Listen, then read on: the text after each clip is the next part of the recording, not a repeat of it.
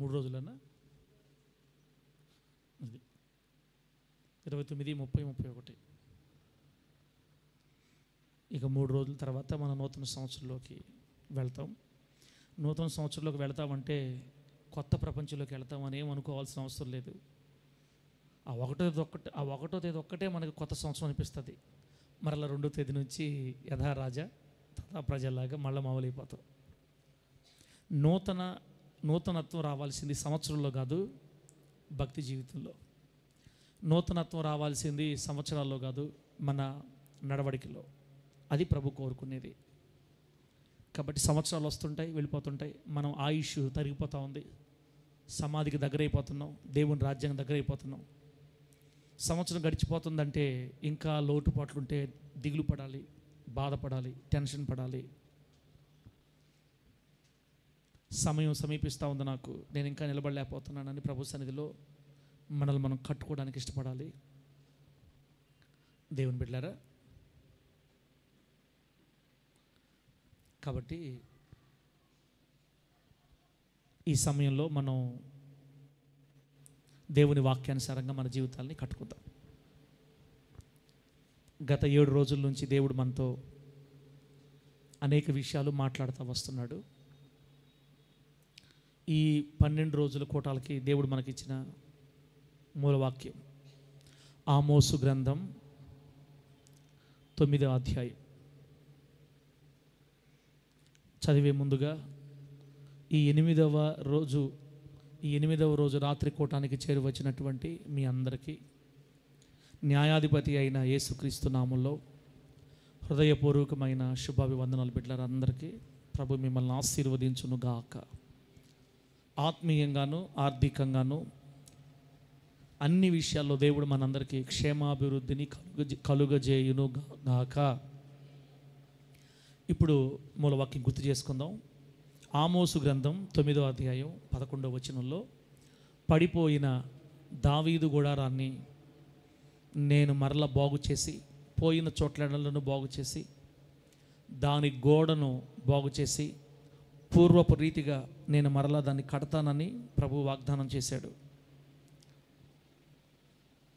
గుడారం అంటే భక్తి, గుడారం అంటే పవిత్రత, గుడారము అంటే పరిశుద్ధ జీవితం, గుడారం అంటే దేవునితో నడవటం, గుడారము అంటే ఆత్మ సంబంధమైన జీవితం.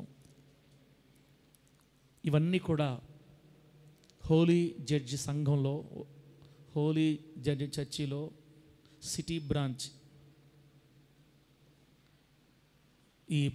ఈ మందిరంలో కూర్చున్నటువంటి మనకి కొన్ని గుడారాలు పడిపోయి ఉన్నాయి. కొందరి గుడారాలు పడిపోవడానికి సిద్ధంగా ఉన్నాయి. కొందరి గుడారాలు ఎప్పుడో చాలా కాలం క్రితమే పడిపోయాయి. అవి ఇంకా కట్టబడలేదు, లేపబడలేదు.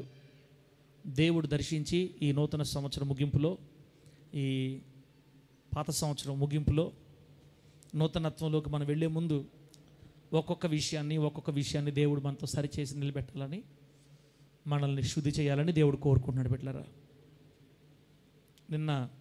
నిన్నటి దినాన దేవుడు మనతో మాట్లాడిన మాట, పడిపోవడానికి ఒక కారణం ఏందన్నా? ఏం చెప్పాను చెప్పాక? పడిపోవడానికి కారణం అక్కడ చూస్తున్నారు ఏందన్నా? దేవుని యందు విశ్వాసం ఉంచకపోవడమే, లేదా దాని అడ చెప్పకూడదు, అహం.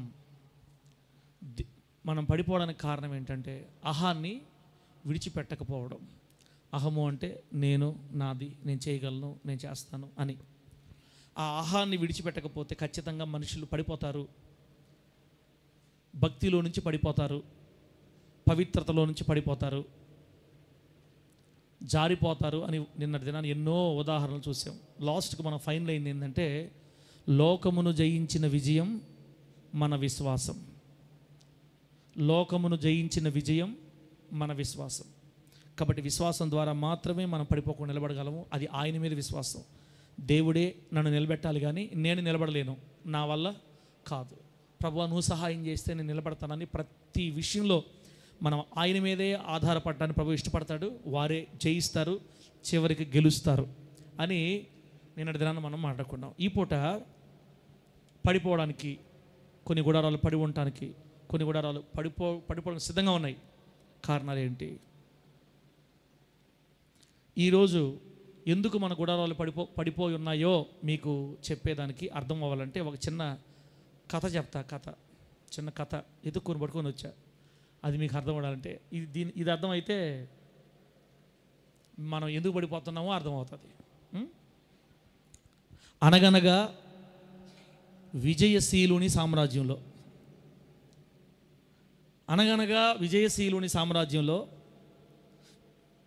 విజయశీలుడు అనే రాజుగారు ఉన్నారంట.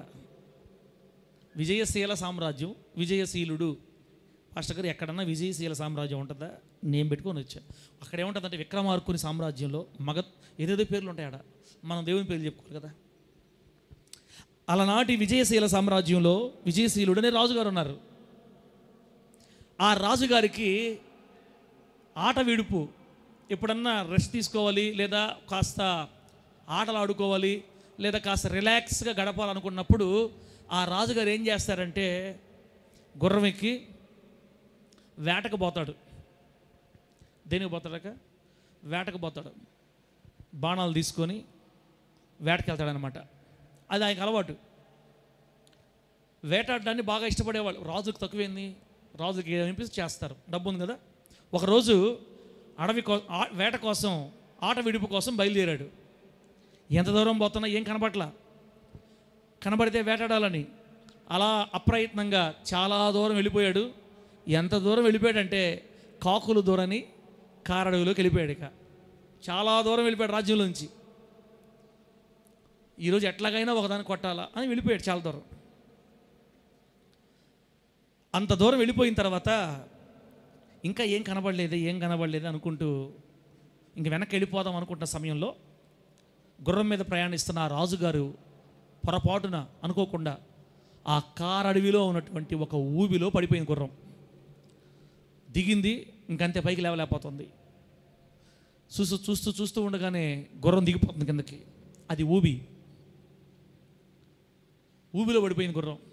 ఈయన చూసుకోలేదు, ఈయన పడిపడి కింద. ఈయన దిగాడు. అది చాలా పెద్ద గొయ్యి, అటు పోవాలన్నా ఇటు పోవాలన్నా దూరం. పడిందే లేటు, ఈయన కూడా కిందకి వెళ్ళిపోతున్నాడు. ఊబండి తెలుసు కదా, బురద అలా వెళ్ళిపోతాం కిందకి. పొట్ట ధరకు వచ్చేసింది, చెస్ట్ ధరకు వచ్చేసేసింది. అర్థమైపోయింది, ఖచ్చితంగా ఈరోజు నేను చచ్చిపోతాను. విజయశీల సామ్రాజ్యపు రాజు విజయశీలుడు మరణ దగ్గరలో ఉన్నాడు. వెంటనే ఎందుకో ఆయన కనిపించింది, ఎవరైనా ఉంటే అయ్యా, ఎవరైనా ఉంటే రక్షించండి, ఎవరైనా ఉంటే కాపాడండి, రక్షించండి అయ్యా, ప్లీజ్ ఎవరైనా ఉన్నారా, రక్షించండి. మరణ భయంతో కేకలేస్తాడు, రక్షించండి, రక్షించండి, రక్షించండి. అదృష్టవశాత్తు ఆ కాకులు దూరని కారడవిలోకి ఒక బోయవాడు కూడా వెళ్ళున్నాడు. అతనికంటే ముందు, అతను చాలా దూరంలో ఉన్నాడు. ఈ కేకలు వినబడ్డాయి. ఆ బోయవాడి పేరు ప్రేమసాగరుడు. బోయవాడు ఎవరన్నా తెలుసు కదా. పెట్టలు పట్టుకోవడానికి వాళ్ళనో లేకపోతే ఆయన కూడా బాణాలు ఏదో మొత్తం మీద ఆయన వేటకి ఆయన వెళ్ళాడు. అదృష్టవశాత్తు లేకపోతే చనిపోవాలి. దూరం నుంచి ఆ విలుకాడు ఈ రాజుగారి మాటలు కేకలు విని ఆ వేటాడ పక్కన పడేసి ఎవరో అపాయంలో ఉంటున్నారని పరుగున వెళ్ళిపోయి ఆ ఊబిలో ఇక నోటి దగ్గరకు వచ్చి మునిగిపోబోతున్న మరణ భయంలో ఉన్నటువంటి, మరణ వేదంలో ఉన్నటువంటి కేకలేస్తున్న రాజుగారిని శతవిధాలు ప్రయత్నం చేసి కాపాడి బయటికి లాగేశాడు. దేవునికి మహిమ కలుగును గాక. ఇద్దరు కలిసి గుర్రాన్ని లాగారు, మొత్తం మీద బయటపడ్డారు. ఆపద్బాంధవుడు లాగొచ్చి తన ప్రాణాన్ని కాపాడినటువంటి ప్రేమ సాగరుని హత్తుకొని, ఎవరు? రాజు హత్తుకొని ఏడ్చాడు. బాబు, నువ్వు లేకపోతే ఈరోజు నేను చనిపోయినవాడిని, నువ్వు లేకపోతే నేను ఖచ్చితంగా చచ్చిపోయినవాడిని, నీ వల్ల నాకు ప్రాణభిక్ష, నాకు నువ్వు ఆపద్బాంధుడు అయ్యావు. మీ ఊరు ఎక్కడ, ఏం చేస్తుంటావంటే, ఏం లేదండి బాబు గారు, ఇలా పక్షులు కొట్టుకొని ఏదో వాటిని నమ్ముకొని అలా నా జీవనాన్ని సాగిస్తుంటానండి అని ఆయన చెప్పాడు ఆయన బాధలు. సరే, అట్లా కాదు, నా ప్రాణం రక్షించావు కాబట్టి నాతో వస్తావా, నీకు కావాల్సిన నేను చూసుకుంటా అని విజయశీల సామ్రాజ్యపు అధినేత చక్రవర్తి విజయశీలుడు ప్రేమసాగరుడిని తనతో పాటు గుర్రం మీద తీసుకెళ్ళాడు. దేవునికి మహిమ కలుగును గాక. ఎక్కడ తీసుకెళ్ళాడు? అంతఃపురానికి, రాజనగర్ తీసుకెళ్ళాడు. రాజనగర్ తీసుకుని వెళ్ళి జరిగిన విషయాన్ని మొత్తం చెప్పి అతని బట్టలు తీపిచ్చేసి అతనికి ఒక ఇల్లు కేటాయించి, పో తీసుకురా నీ భార్యని పిల్లల్ని ఎవరు తీసుకురా, మొత్తం తీసుకొని వచ్చి ఒక ఇల్లు వాళ్ళ కోసం కేటాయించి తన నగరులోనే ఒక చిన్న ఉద్యోగాన్ని ఇచ్చి తనకు చేసిన మేలుకు ప్రతిగా ప్రత్యుపకారం చేసి తన దగ్గరే ఆస్థానంలో ఇక మరలా పెట్టలు కొట్టుకునే స్థితి లేకుండా, పెట్టలు తెచ్చుకొని అమ్ముకొని బతికే స్థితి లేకుండా మంచి ఉద్యోగం ఇచ్చి విజయశీలుడు రాజు ప్రేమసాగరుని తన దగ్గర ఉద్యోగంలో పెట్టుకున్నాడు. దేవునికి మహిమ కలుగును గాక. ఇంతవరకు అర్థమైందా? అర్థమైంది. ప్రభువుకి మహిమ కలుగును గాక. తర్వాత ఈ విజయశీలుడు ఈ ప్రేమసాగరుని పెట్టిన పనిలో దినాలు గడుస్తూ ఉండగా రాజుగారి దగ్గరికి ప్రేమసాగరుడు గురించి వార్తలు వెళ్తున్నాయి. అయ్యా, మీరు కొత్తగా అపాయింట్ చేసిన వ్యక్తి చాలా నమ్మకంగా ఉంటున్నాడు. అతను గేట్ మ్యాన్ దగ్గర పెట్టావా, చాలా నమ్మకంగా వచ్చిన మన దగ్గర సాగర్ నమస్కారం చేస్తున్నాడు, అందరి దగ్గర మంచి పేరు తెచ్చుకున్నాడు. అయ్యా, మంచి వాడిని తీసుకొచ్చారండి, పిట్టలు కొట్టుకున్నాడు అయితే అయ్యాడు, కానీ చాలా మంచి నమ్మకాసుడండి అని రాజుగారి దగ్గర పదే ప్రేమసాగరుని గురించి మంచి వార్త పోతుంది. వెంటనే రాజుగారికి ఏమనిపించింది? అంత నమ్మకాసుడా, అట్లా అయితే ప్లేస్ మార్చండి, ప్రమోషన్ ఇవ్వండి అని గేట్ మ్యాన్ దగ్గర నుంచి ఇంకొక దానికి ప్రమోషన్ ఇచ్చారు. అక్కడ నమ్మకత్వం, అక్కడి నుంచి ఇంకో ప్రమోషను, అక్కడ నమ్మకత్వం, ఇంకో ప్రమోషను, అక్కడ నమ్మకత్వం. రాజుగారికి ఏమనిపించిందంటే, ఇట్లాంటి నమ్మకస్తుండి చిన్న విషయాల మీద ఉంచకూడదు, ఇతను నేనేం చేయాలంటే నా ధనాగారం అంతటి మీద అధిపతిగా చేయాలి. రాజధనాగారం అంటే రాజుగారి ఆస్తులు, రాజుగారికి లంకి బిందులు, ఆ బిందులు, వాళ్ళ తాత ముత్తాతల ఆస్తులన్నీ ఒక గదిలో భద్రపరుస్తారు. ఈ రాజుగారి ధనం మీద ఒక అధిపతి ఉంటాడనమాట. రాజుగారి దగ్గర నుంచి డబ్బు పోవాలన్నా డబ్బు రావాలన్నా మొత్తం రాసుకోవాలి, ఖర్చు పెట్టి మళ్ళీ లాభాన్ని రాయాలి, ఎంత వస్తుందో మొత్తం జాగ్రత్త చూసుకోవాలి, నమ్మకస్తుడు కావాలి దానికి డబ్బు విషయంలో. ఎందుకో రాజుగారికి ఇట్లాంటి వాడైతే నా ధనాగారం అంతటి మీద నమ్మకస్తుగా ఉంటాడని టోటల్గా రాజ్యానికి సంబంధించిన ధనాగారం, రాజుగారి ధనాగారం అంతటి మీద ఉన్నత స్థాయికి లేవనెత్తి కూర్చోబెట్టాడు పోస్టులో. దేవునికి మహిమ కలుగును గాక. చెప్పడం గట్టిగా హల్లెలూయా. ఇప్పుడు ప్రేమసాగరుడు బాణము, గోచి, పైన టవలు, ఈ రెండుగా ఇప్పుడు ఆరోపంగా అది ఉండేది. ఇప్పుడు మామూలుగా పెట్టల కొట్టు ఏం వేసుకోపోతారు? సూటు కోట్లు వేసుకోపోతారు కాదు కదా, ఒక లుంగి, మన భాష చెప్పాలంటే గోచి, పైన కండవ వేసుకొని అది బాణం ఒకటి తగిలించుకొని విల్లు తగిలించుకొని బాణాలు పడుకు పోతూ ఉంటారు. ఇంకంతే. ఇప్పుడు అతని స్టేటస్ మారిపోయింది, అతని రూపం మారిపోయింది. రాజవస్త్రాలు వేసుకుంటున్నాడు. ఒక రాజ నగరులో ఉన్న రాజధనాగారం అంతటి మీద ఉన్నటువంటి అధికారి ఎలా ఉంటాడో అలా మారిపోయాడండి. రూపం మారిపోయింది. భార్య ఆశ్చర్యపోతుంది, పిల్లలు ఆశ్చర్యపోతున్నారు, అందరూ భోజనం చేసి మాట్లాడుకుంటున్నారు. అయ్యా, ఒక్క 2 సంవత్సరాల క్రితం మనం ఎట్లా ఉండేవాళ్ళమే? నీ గోచేది, నీ గోచె ఎట్టిపోయింది, నీ ప్లేట్ ఎట్టిపోయింది, అసలు ఇలా అయిపోయేవేంటి, అసలు మన బ్రతుకు ఇలా మారద్దని మనం అనుకోలేదు కదా అని వాళ్ళు మాట్లాడుకుంటారు, ఎంతో సంతోషపడిపోతారు. ఇలా సాగుతూ ఉందండి. అంతలో ఆ విజయశీల నగర సామ్రాజ్యంలో ఉన్న కొందరు అధిపతులు ఇతని మీద కక్ష కట్టారు. ఏమని? అరే, సంవత్సరాల తరబడి మనం ఇక్కడ ఉద్యోగాలు చేస్తున్నాం, ఎన్ని సంవత్సరాల నుంచి ఉద్యోగం చేస్తున్నాం, మనకు మాత్రం ప్రమోషను రాలా. వీడు నిన్నగాక మొన్నొచ్చి మనందరం దాటుకొని రాజనగరు యొక్క ధనాగారం మీద అధిపతి అయిపోయాడు. అంటే రేపు ఏదైనా మనం పని చేయాలన్నా డబ్బు వాడు అడగాల, వాడు సంతకం పెడితే డబ్బులు ఇవ్వాలా, ఆ పని చేయాలన్నా ఈ పని చేయాలన్నా, చిన్న పని అయినా పెద్ద పని అయినా అక్కడి నుంచి డబ్బు రావాలంటే వాడు సంతకం పెట్టాలి. Who is this? ఎవడు వీడు అసలు? పెట్టలు పట్టేవాడు. ఎవరు? పెట్టలు కొట్టుకునేవాడు. పెట్టలు కొట్టుకునేలా ఉండాలా? వాడేంటి మా కళ్ళ ముందు అని బాగా అసూయ. దానియేలు మీద 119 మంది అధిపతులు కక్ష కట్టినట్టుగా కక్ష కట్టేశారండి. ఎవరి మీద?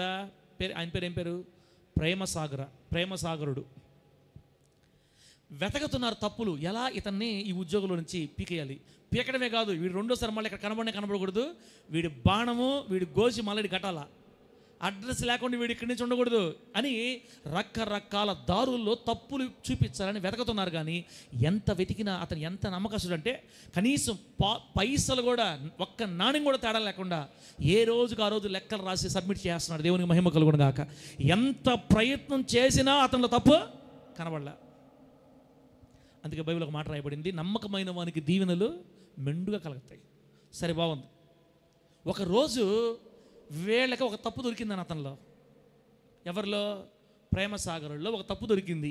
ఏం తప్పు అంటే, రాజధనాగారం లోపలికి వెళ్తున్నాడు. ఆ రూమ్లోకి, పెద్ద గదిలోకి వెళ్తున్నాడు. తలుపులు వేసుకుంటున్నాడు. ఏదో అతను లెక్కలు చూసుకొని ఒక 10 నిమిషాల్లో, ఒక 20 నిమిషాల్లో వచ్చేసేయాలా. ఇతను ఏం చేస్తున్నాడంటే 1.5 గంట సేపు లోపలే ఉంటున్నాడంట. ఎంతసేపు? 1.5, ఒక్కోసారి 3 గంటలు కూడా, 2 గంటలు కూడా. వీళ్ళకి అర్థం కావట్లా. ఒరే బావా, ఎవరన్నా లోపలికి పోయినప్పుడు డబ్బు పెడతారు, లేకపోతే డబ్బు తీసుకొని వస్తారు. డబ్బు పెట్టి తాళం వేసుకొచ్చేదానికి, డబ్బు తీసుకొని తాళం వేసి వచ్చేదానికి ఎంత టైం పడుతుంది? 1/2 గంట వేసుకో. 1.5 గంట, 3 గంటలు, 4 గంటలు, 2 గంటలు ఏం చేస్తున్నాడు లోపల ఇతను?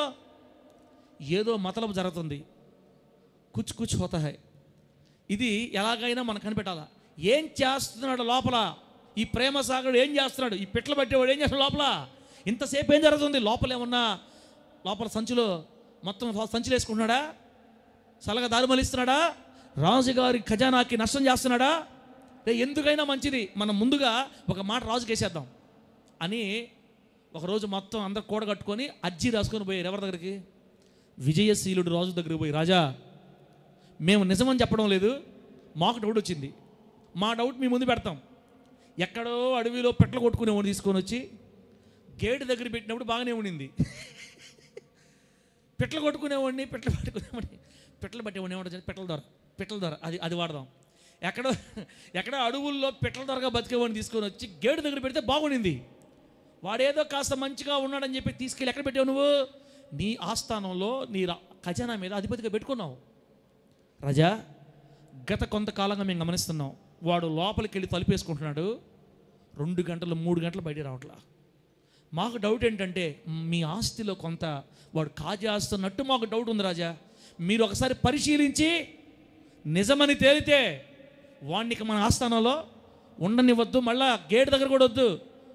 వాడి బాణాలు, వాడి గోజు వాడికి ఇచ్చి ఇంకా మరలా ఈ ఏరియాలో లేకుండా పంపించేయాలా. మీరు పరిశీలించండి రాజా, మాకైతే చాలా డౌట్గా ఉంది అనగానే ఇంతమంది కలిసి చెప్తే రాజుకు డౌట్ వస్తుందా? రాదక వచ్చేసింది డౌట్. అవునా, అంతసేపు ఉంటున్నాడా ఆయన? అంతసేపు ఏం పని వాడికా లోపల? నిజమే మీరు చెప్పేది. పిట్టల ధరను తీసుకొచ్చి పెడితే తిట్టే ఉండదు. పిట్టలు పట్టేవాడికి ఏం తెలుసు జ్ఞానం?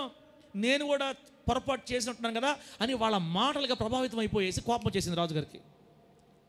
ఇప్పుడు రాజు మనసులో ఏముందంటే, తొందరపడిగానే మనం వాడిని తిట్టామనుకో, వాడు చేయకపోతే మళ్ళా నాకు అవమానం అవుతుంది. కాబట్టి వాడి లోపల ఏం చేస్తున్నాడో నేను తెలుసుకోవాలా. వాడిని చూసి నేను పట్టుకొని అప్పుడు వీళ్ళు చెప్పినట్టుగా కొట్టి కొరడా శిక్ష విధించి రెండోసారి ఈ వైపు అక్కడ తరివేస్తారు ఈ పెట్టల ద్వారా అనుకొని, ఇప్పుడు అతను చేసే పని ఇప్పుడు కనిపెట్టాలా. ఇంకో విషయం ఏంటంటే, పురాతన కాలంలో రాజధనాగారానికి రహస్య మార్గాలు కూడా ఉంటాయి. అందరు వెళ్ళే మార్గం ఒకటి, ఎవరికి తెలియకుండా వెళ్ళే మార్గం ఒకటి. అది కేవలం రాజులకు మాత్రమే తెలుస్తుంది.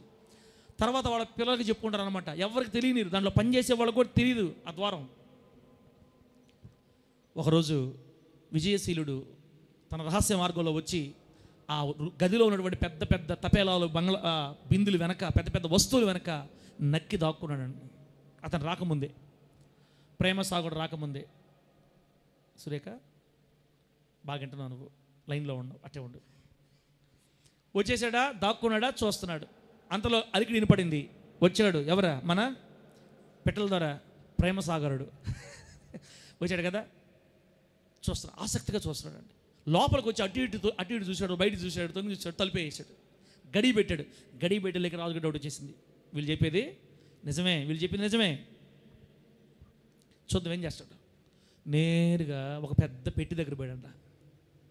ఒక పెద్ద పెట్టి దగ్గరకు పోయి బట్టలు ఇప్పేస్తాడంట. ఫస్ట్ ఛీ పెట్టల దూరం తీసుకొచ్చి ఇట్లా టోటల్ దగ్గర పెడితే ఈయగా చేస్తాడు. బట్టలు ఇప్పేది ఈ మెంటలోడు. ఏంది బట్టలు ఇప్పేస్తాడు వీడు? ఏ బట్టలు అయ్యి? రాజవస్త్రాలు, విలువైన వస్త్రాలు, మంచి బట్టలు మొత్తం తీసేస్తాడు. అంతే, ఏమేవ్ మొత్తం తీసేసి ఒక పక్కన పెట్టి ఆ పెట్టి తెరిచాడు. ఆ పెద్ద పెట్టిలో, ఆ పెట్టిలో నుంచి బయటకు ఏం తీసాడంటే, రాజుగారితో వచ్చినప్పుడు వేసుకొచ్చిన పాత గోచి అతను వాడిన విల్లు అన్నీ పెట్టిలో పెట్టుకున్నాడు జాగ్రత్తగా. మరి ఎందుకు పెట్టుకుని తెలియదు. చూస్తున్నాడు రాజుగారు, ఇంద్రియుడు శుభ్రంగా గోసి కట్టేసుకున్నాడు. గోసి తల మీద కండ కట్టేసుకున్నాడు. ఆ విల్లు ఉందే, ఆ విల్లు తీసుకుని పడుకు చేత్తు తీసుకొని అడవికి పోతారు కదా వేటకి, మొత్తం తగిలిసుకొని వేటకెట్టబోతారు. ఆ రకంగా అటు ఇటు అటు ఇటు అటు ఇటు రూమ్లో తిరుగుతూ ఉన్నాడంట. ఎంతసేపా? గంట అవుతుంది, 1.5 గంట అవుతుంది, 2 గంటలు తిరుగుతానే ఉన్నాడు. అతని ఫీలింగ్ ఏంటంటే నేను ఇప్పుడు వేటకపోతున్నాను 1.5 గంట సేపు తిప్పి తిప్పి తిప్పి తిప్పి తిప్పి అలుపు వచ్చేసి ఇతను కోపం చేస్తుంది. ఒరే, నీకు ఒకవేళ ఈ రాజ ఉద్యోగం ఇష్టం లేకపోతే, ఒకవేళ ఈ మంచి బట్టలు ఈ లగ్జరీనెస్ నీకు అలవాటు ఇష్టం లేకపోతే నాకు చెబితే నీ బాణం నీ నెత్తి మీద పెట్టి నీ గోసి నీ గట్టి తరంతంగా రెండించి. ఇదేందిరా ఈ పిచ్చే నాకు అడగల ఇట్ట ఎలా తిరుగుతున్నాడంటే లోపల తన్నుకు చేస్తాం కోపం. తిరగతా ఉన్నాడు. ఎంతసేపు చూడాలా? 1.5 గంట సేపు పెద్ద పెద్ద పెద్ద ఫోజులు కొడతాయి, పెద్ద ఇంపార్టెంట్ పని పోయినట్టుగా అటు ఇటు అటు ఇటు అటు ఇటు తిరుగుతా ఉన్నాడు లోపల. లాస్ట్ ఇక ఉండబట్టలేక తట్టుకోలేక ఏయ్ అన్నాడు. ఏంటిదే? ప్రేమసాగరా ఏంటిది? ఏమి? అయ్యో రాజుగారు మీరు ఎప్పుడు వచ్చారండి? మీరు ఎలా వచ్చారండి అని తత్రపాటులో అనమాట. అవును, కానీ ఏంది చేదస్తం అసలు? ఈ గోసి ఏంది? ఈ గోసిని వదిలిపెట్టిపోయి ఎంతకాలం అయింది? 2-3 సంవత్సరాల క్రితం గోసి పోయింది నీకు. ఈ బాణాలు, పెట్టలు కొట్టే బాణాలు ఇవన్నీ నీకు ఎన్ని సంవత్సరాల క్రితం? పెట్టల ధర నీకు పెట్టల ధరగానే ఉండాలనుకుంటే నాకు ముందే చెప్పొచ్చు కదా. నాకు వద్దయ్యా మీ ఉద్యోగాలు వద్దు, మీ ఆస్థానాలు వద్దు, నన్ను వదిలేస్తేనేమో పెట్టలు కొట్టుకోవడం అంటే పంపించేస్తాను కదా. ఇష్టం లేకపోతే ఏంటిది అసలు? ఎందుకు ఇలా ఈ పని చేస్తున్నావు నువ్వు అని చెడ తిట్టేస్తున్నాడండి. వెంటనే ప్రేమసాగరుడు నోరు తెరిచి మాట్లాడుతున్నాడు. రాజా, నేను మిమ్మల్ని బాధ పెట్టినందుకు నన్ను క్షమించండి, మిమ్మల్ని ఇబ్బంది పెట్టినందుకు నన్ను క్షమించండి. మీరు ఎలాగో వచ్చారు, మొత్తం చూసేశారు, ఇక మీకు చెప్పాలి నేను ఉన్న విషయం. రాజా, జరిగిన సంగతి ఏంటంటే, ఎందుకు నేను ఈ విధంగా తలుపులు వేసుకొని మళ్ళీ నా పాత బట్టలు, నా పాత రూపం ధరించుకొని నేను ఎందుకు తిరుగుతున్నానంటే, ఒకవేళ నా పాత స్థితిని, నా మొదటి స్థితిని, నా గతాన్ని గనక నేను మరిచిపోతే, ఇప్పుడున్న సౌఖ్యాన్ని గనక నేను మనసులోకి తీసుకుంటే ఖచ్చితంగా నేను కృతజ్ఞత లేని వాడనైపోతాను. నాలో దుర్బుద్ధి ప్రవేశిస్తుంది, దొంగతనం చేయాలని నాకు అనిపించేస్తుంది, నీ ఖజానాన్ని ఖాళీ చేయాలని నాకు అనిపించేస్తుంది, దొంగగా మారిపోవాలని నాకు అనిపిస్తుంది. ఈ విశాలమైన బంగారు రాసులు, వెండి, ఇత్తడి ఎన్ని చూసినప్పుడు నా మనసు కరిగిపోద్ది. నేను నమ్మకంగా ఉండలేనిక దొంగగా మారిపోతాను. ఎప్పుడు? నా పాత స్థితిని మర్చిపోతే. నేను ఎక్కడి నుంచి వచ్చానో, ఏ స్థాయి నుంచి లేచానో, నా స్థితిగతి నేను మర్చిపోయాను అనుకో, కృతజ్ఞత లేని వాడిలాగా ఎక్కడో అడవిలో పిట్టలు కొట్టుకున్న నన్ను నిన్ను కాపాడనన్న ఒక కారణం చేత తీసుకొని వచ్చి నీ ఆస్థానంలో ఉద్యోగం ఇచ్చి ఇంత స్థితికి ఇచ్చావు. రాజా, నన్ను నమ్మావు. నీ డబ్బు మీద, నీ కోట్ల రూపాయల మీద, నీ ఆస్తిపాస్తుల మీద నన్ను అధికారిగా నియమించావు. ఎంత నమ్మకంగా ఉండాలి రాజా? కేవలం నా మొదటి స్థితి నాకు జ్ఞాపకం ఉన్నప్పుడే నేను ఈ పనిని నమ్మకంగా చేయగలుగుతాను. కాబట్టి ప్రతిరోజు లోపలికి వచ్చి మొదట నా స్థితి నేను ఎలా ఉన్నాను, నా పరిస్థితి ఎలా ఉందని జ్ఞాపకం చేసుకోవడానికే ఇలా నేను ప్రతిరోజు రిహార్సల్ చేస్తున్నాను రాజా. అంతేగాని ఎవరినో మోసం చేయాలని, ఏదో చేయాలని కాదు. నీకు నమ్మకంగా ఉండాలి, నీ ఖజానా క్షేమంగా ఉండాలి, నేను నీకు నమ్మిన బంటిగా ఉండాలంటే నా మొదటి స్థితి నేను మరిచిపోకూడదని ఇలా చేస్తున్నాను రాజా. ఆ మాటలు మాట్లాడుతూ ఉంటే ప్రేమసాగరుడు కళ్ళల్లో కన్నీళ్ళు తిరిగాయి. దుఃఖంతో ఆ మాటలు కన్నీరు మున్నీరుగా ఏడుస్తూ క్షమించు రాజా అని అంటున్నాడు. ప్రేమసాగర్ కళలో నీళ్ళేమో కానీ ఈ మాటలకి రాజుగారి కళల్లో నీళ్లు తిరిగాయి, ఆనంద బాష్పాలు. వారెవా ప్రేమసాగరా, అందరూ నీ గురించి అంటుంటే నేనేదో అనుకున్నాను రా. నాకు మేలు కలగాలని నువ్వు నీ పాత స్థితిని గుర్తు చేసుకుంటున్నావా? నాకు క్షేమం కలగాలని, నా ధనాగారం మీద నువ్వు నమ్మకస్తుగా ఉండాలని నీ పాత స్థితిని మర్చిపోకుండా జ్ఞాపకం పెట్టుకుంటున్నావా? నమ్మకంగా ఉండడానికి దీనికి ఉపయోగపడుతుందా? ఇంత నమ్మకంగా నా కొరకు నిన్ను ఇంత నమ్మకంగా తగ్గించుకొని నీ పాత స్థితిని మర్చిపోకుండా నా కొరకు, నా రాజ్య క్షేమం కొరకు నువ్వు చేసావు. కాబట్టి ఇంత నమ్మకస్తుడుగా ఉన్న నిన్ను ఎక్కడ ఆపటం కుదరదు. ఇక దేవునికి మహిమ కలుగును గాక. గట్టి చెప్పండి హల్లెలూయా. నా మనసును దోచితివి భళా భళా ప్రేమసాగరా భళా. మీటింగ్ పెట్టించాడు. పెద్ద మీటింగ్ పెట్టి పట్టాభిషేకం చేసి తన పక్కనే సింహాసనం వేయించి నేటి నుండి ప్రేమసాగరుడు మన దేశానికి 2వ ప్రధానమంత్రి ఆమె చెప్పు గట్టిగా, తన బంగారు దండేసి నువ్వు నా పక్కనే కూర్చోవాలా, ఇక మీదట నా రాజా ధనాగారం మీద మాత్రమే కాదు, నువ్వు రాజ్యం మీద కూడా నువ్వు ఒక కన్నేసి ఉండాలా, నీలాంటి నమ్మకస్తులు నా పక్కనే ఉండాలని 2వ మంత్రిగా తన పక్కన కుర్చీ వేసి కూర్చోబెట్టుకున్నాడు విజయశీలుడు అనే రాజు. దేవునికి మహిమ కలుగును గాక. చెప్పండి గట్టిగా హల్లెలూయా. ప్రియులరా, ఇప్పుడు దాకా మనం విన్న కథ నిజంగా జరిగిందో లేదో అనుకోబాకండి, దాన్ని వదిలేండి అక్కడి వరకు. మనం కథనే విన్నాం, కానీ ఈ కథలో అమూల్యమైన సందేశం దాగుంది. మన గుడారాలు పడిపోవడానికి ఒక కారణం ఇక్కడ మనకు దేవుడు నేర్పించాడు. అదేంటంటే, ఈరోజు మన గుడారాలు పడిపోయి ఉండడానికి ప్రధాన కారణం, మరొక కారణం ఏంటంటే, క్రైస్తవులు తమ యొక్క పాత స్థితిని మర్చిపోతున్నారు, తమ గతకాలపు స్థితిని మర్చిపోతున్నారు. మొదట్లో ఎలా ఉండేవారమో మనం మర్చిపోతున్నాం. దేవుడు మనల్ని ఆశీర్వదించక ముందు మనం ఎలా ఉన్నాం, దేవుడు మనల్ని ఆకర్షించక ముందు మనం లోకంలో ఉన్నప్పుడు ఎలా ఉండేవాళ్ళమి, మన గతాన్ని మరిచిపోయి ప్రవర్తించిన కారణంగా ఈరోజు చాలామంది పాపములోకి జారిపోయారు. చాలామంది దేవునికి అవిధేయులుగా మారిపోయి ఉన్నారు. కృతజ్ఞత లేకుండా దేవుడు ఎక్కడో ఉన్న మనల్ని తీసుకొచ్చి ఈ స్థాయిలో పెట్టినందుకు కనీస కృతజ్ఞత కూడా లేకుండా, కృతజ్ఞతను కూడా మరిచిపోయి ఎట్లా అయిపోయామంటే దేవుణ్ణి ఎంతో బాధపరిచే స్థితికి దిగజారిపోయాం. మనల్ని చూస్తున్న దేవుడు చాలా బాధపడుతున్నాడు, చాలా వేదన పడుతున్నాడండి. ఒక మాట చెప్పాలంటే, ఈ మందిరంలో ఉన్న మనమందరం గుండె మీద చేసుకొని చెప్పగలగాలి, నీ గతాన్ని మరిచిపోయావా, జ్ఞాపకం పెట్టుకో ఉన్నావా? నీ గతం ఒక 10 సంవత్సరాల క్రితం, ఒక 5 సంవత్సరాల క్రితం నువ్వు ఏ స్థితిలో ఉండేవాడివి? సరైన ఇల్లు ఉండేదా? సరైన తిండి ఉండేదా? సరైన బట్టలు ఉండేవా? గ్రామంలో సరైన విలువ ఉండేదా? ఒక 20 సంవత్సరాల క్రితం నీ స్థితి ఏంటి? నీ ప్రారంభ స్థితి ఎలా ఉంది? అతను చూడు, ప్రస్తుతం ఉన్నటువంటి ఐశ్వర్యాన్ని గుర్తుపెట్టుకోవడంలా, ప్రస్తుతం ఉన్నటువంటి స్థితిని బట్టి, వెండి బంగారాలను బట్టి, తన ధనధాన్య సమృద్ధిని బట్టి, రాజనగరంలో హోదాను బట్టి గర్వించట్లేదు, ఆనందపడట్లేదు. కానీ ప్రతిరోజు వెళ్ళి కొంతసేపు తన పాతకాలపు గతకాలపు స్థితిని జ్ఞాపకం చేసుకుంటున్నాడు.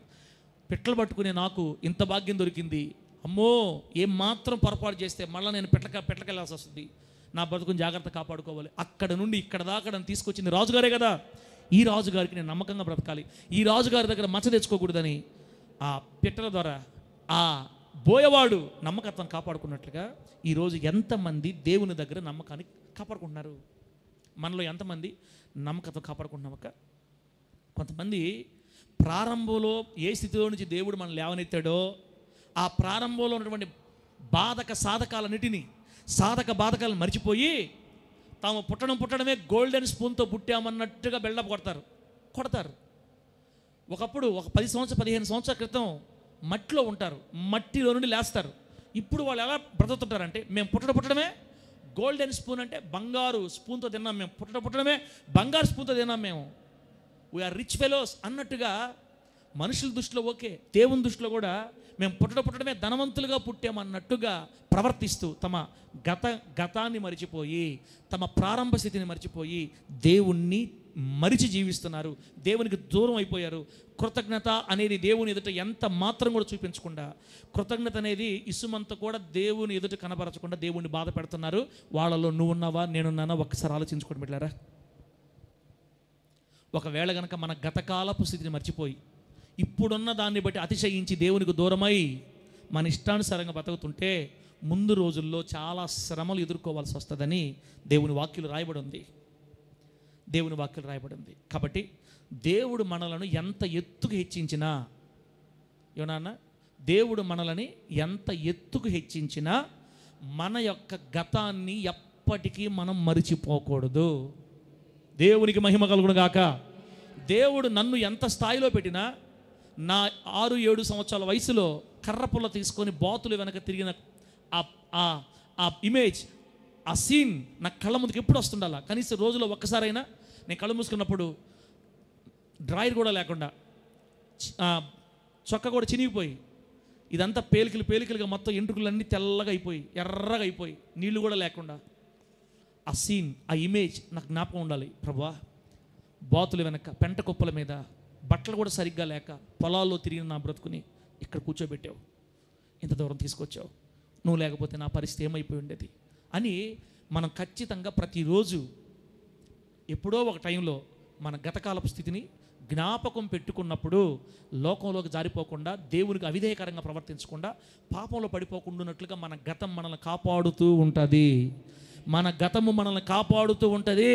అందుకే గతకాలమును మర్చిపోయిన వాళ్ళే పాపంలో త్వరగా పడిపోతారు, జారిపోతారు, దేవుని దూరం అయిపోతారు. అక్కలారా, ఆలోచిస్తున్నారా? ఎంతమందికి మన గతాలు జ్ఞాపకం ఉన్నాయి? ఎంతమందికి? ఈరోజున్న స్థితికి కారణం దేవుడే.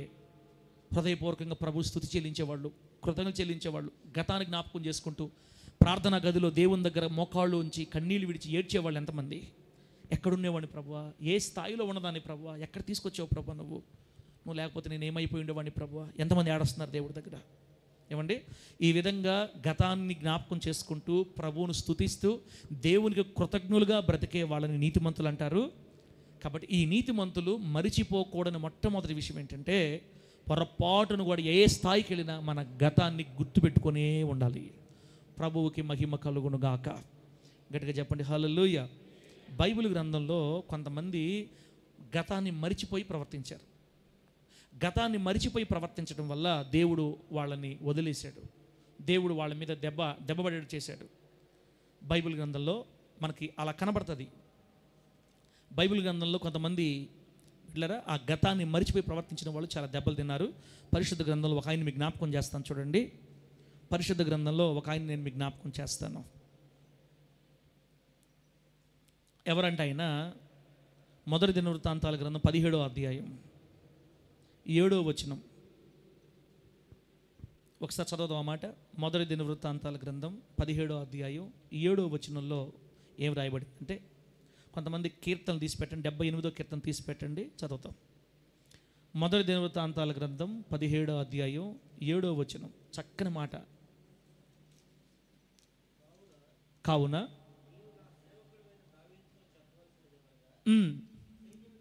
సైన్యములకు అధిపతియగు యెహోవా ఈ ప్రకారము సెలవిచ్చుచున్నాడు, నీవు నా జనులైన ఇశ్రాయేలుల మీద అధిపతివై ఉండునట్లు గొర్రెల వెంబడి తిరుగుచున్న నిన్ను గొర్రెల దొడ్డి నుండి తీసుకొని నీవు వెళ్ళిన చోట్ల నెల్ల నీకు తోడుగా ఉండి నిన్ను ద్వేషించిన వారిని నీ ముందర నిలువని యొక్క నిర్మూలము చేసి తిని లోకములోని గనులకు కలిగి ఉన్న పేరు వంటి పేరు నీకు కలుగజేయుదును. ఇది దావీదు గారికి దేవుడు చెప్తున్న మాట దావీదు గారితో. ఒకసారి 78వ కీర్తన చదువుతాం. దీనికి రిలేటెడ్గా 78వ కీర్తన 70వ వచనం. అంటే దావీదు గారు ప్రారంభ స్థితి చదువుతున్నాం మనం ఇప్పుడు. దావీదు గారి యొక్క గతాన్ని చదువుతున్నాం మనం ఇప్పుడు. ఆయన రాజుగా ఉన్నాడు. ఇప్పుడు దావీదు గారి గతం ఎలా ఉండేదో చదువుతున్నాం అనమాట. తీసారన్నా 78, 70 కదన్నా. తన దాసుడైన దావీదును కోరుకొని గొర్రెల దొడ్లలో నుండి అతన్ని పిలిపించెను. పాడి గొర్రెలను వెంబడించుట మాన్పించి తన ప్రజలైన యాకోబును తన స్వాస్థ్యమైన ఇశ్రాయేలును మేపుటకై ఆయన అతనిని రప్పించెను. దేవునికి మహిమ కలుగునుగాక. ఒకసారి నవ్వు చూడండి. ఇక్కడ దావీదు గారి యొక్క గతాన్ని దేవుడు మాకు నేర్పిస్తున్నాడన్న. దావీదు గారు ఇప్పుడు సామ్రాజ్యానికి చక్రవర్తి. రాజ్యానికి రాజు అంటారు, సామ్రాజ్యానికి చక్రవర్తి అంటారు. రాజుకి చక్రవర్తికి తేడా చెప్తున్నాను. రాజు అయితే ఒకే రాజ్యాన్ని పరిపాలించేవాడు. రాజు అంటే ఒకే రాజ్యాన్ని పరిపాలించేవాడు. చక్రవర్తి అంటే ఒక 5 రాజ్యాలు 10 రాజ్యాలు కలిపి పాలించేవాడు అనమాట. దేవుడు మొట్టమొదటిగా దావీదు గారిని ఇశ్రాయేలు మీద అధిపతిగా నియమించాడు. ఇశ్రాయేలు దేశాన్ని రాజు అయ్యాడు. కాలక్రమంలో అమ్మోనీయులు, మోయాబీలు, ఎదోమీయులు, సిరియనులు ఇలా చుట్టుపక్కల ఉన్న రాజ్యాలన్నీ దావీదు వశమైపోయాయి. దావీదుకు పన్ను కడుతున్నారు. ఇన్ని రాజ్యాలకు సంబంధించిన వ్యక్తిని ఏమంటారంటే చక్రవర్తి. చక్రవర్తిగా దేవుడు దావీదు గారిని ఆశీర్వదించాడు. ఒక్కసారి దావీదు గారి గతంకి వెళదాం, దావీదు గారి ప్రారంభ దినాలకు వెళ్దాం. ఇక్కడ రాయబడిన మాట ఏంటంటే, నా దాసుడైన దావీదుని నేను కోరుకున్నాను. అప్పటికి నా దాసుడైన దావీదు ఎక్కడ ఉన్నాడంటే గొర్రెల దొడ్లలో ఉన్నాడు. గొర్రెల దొడ్లలో ఏం చేస్తున్నాడు? గొర్రెల్ని మేపుతున్నాడు. గొర్రెలు తోలుకొని పొలాలకు వెళ్తున్నాడు. గొర్రెలు తోలుకొని పొలాలకు వెళ్ళి పాడి గొర్రెలను వెంబడిస్తూ వాటిని తోలుకుంటూ. గొర్రె మన దేశంలో గొర్రెలు వేరు, ఇజ్రాయెల్ దేశంలో గొర్రెలు వేరు. ఎలా తెలుసా? ఇజ్రాయెల్ దేశంలో గొర్రెలకి బొచ్చు విపరీతంగా పెరగద్ది. అదేంటో మన దగ్గర మన గొర్రెలకి బొచ్చు పెరగదు అసలు. మీరు వీడియోలు చూడండి, ఇజ్రాయెల్ దేశంలో గొర్రె బొచ్చు కత్తిస్తారు. ఆ గొర్రె బొచ్చు ఇజ్రాయెల్ కంట్రీ షీప్స్ అని కొడితే వచ్చేస్తాయి అనమాట. మనకి కళ్ళు కూడా కనపడకుండా మొత్తం వచ్చేస్తుంది గొర్రె బొచ్చు. ఆ బొచ్చుని మిషన్తో ఇప్పటికి కూడా కత్తిరిస్తారు. ఆ కత్తిరి ఇచ్చిన గొర్రె బొచ్చును అమ్ముకుంటారు అనమాట వాళ్ళు. దాని ద్వారా ఆదాయం వాళ్ళకి. తర్వాత గొర్రెల్ని, అవి పుట్టిన పిల్లల్ని అన్నిటిని మేపుతారు.